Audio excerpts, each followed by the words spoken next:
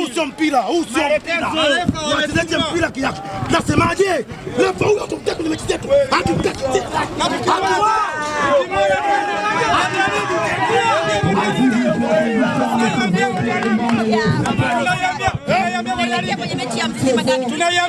Huku leo tunakuja kuchukua kilainishi. Kazi ipo tarehe 5. Kilainishi tarehe 5 na kutumia na tushakichukua. Ukuta ule wa Simba. Ukuta gani wewe? Tumewatia mara ngapi? Watasema nini kuhusu ukuta? Wanasema timu kubwa desturi yao haina kawaida kupoteza mara mbili. Tumewapasua tayari mara mbili. Hiyo tunaenda kumalizia pati. Umeelewa? Tunaenda kumalizia pati. Hata mara mbili. Unasemaje mara mbili?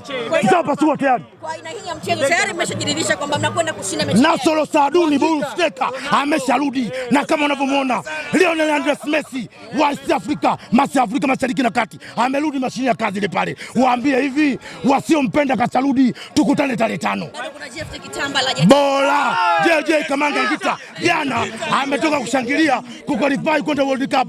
Anarudi tarehe 5 atakuwepo Azam Complex. Na atakuwepo Geto. Tuma salamu sasa. Salamu zangu refa huyu hatumtaki. Huyu refa huyu hatumtaki kwenye mechi za Azam. Huyu refa hatumtaki.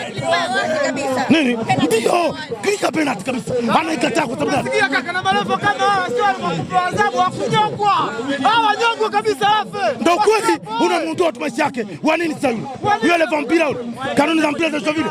Narudia tena. Unajua Besa, serious nakwambia. Naomba ile jambo watu walichukulia very serious. Kabisa wachukulie kimakuzi. Huyu refa mechi na Namungo ametukandamiza to the maximum.